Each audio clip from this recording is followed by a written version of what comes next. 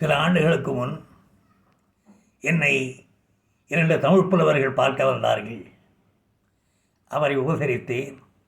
அப்போது உங்களிடம் ஒரு சந்தேகம் கேட்க வேண்டும் என்றார்கள். தாராளமாக கேளுங்கள் என்று. அப்போது அப்பர் சுவாமிகளை பற்றியும் விஷ்ணுவை பாடிய தொண்டரடிப்பொடி ஆழ்வார் பற்றியும் இதில் சிறந்தவர் யார் என்று நீங்கள் விளங்க வேண்டும் என்றார். உடனே நான் சொன்னேன், அப்பர் சுவாமிகள் குனித்த புருவமும் குவை செவ்வாயை குமிழ் சிரிப்பும் பனித்த தலையும் பவளம்போல் மேனியில் பால் வெந்நீரும் இனித்த முறை எடுத்த பொற்பாதமும் காணப்பெற்றால் மனித பிறவிலும் வேண்டுவதை இம்மாநிலத்தே என்று பாடினார்.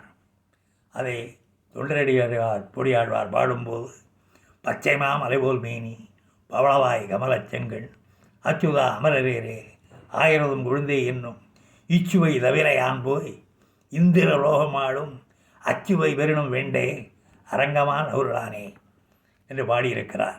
இவர் ஒரு சிறிய நகரத்துக்குள் இருக்கும் பெருமானை பாடுவது போல் உள்ளது.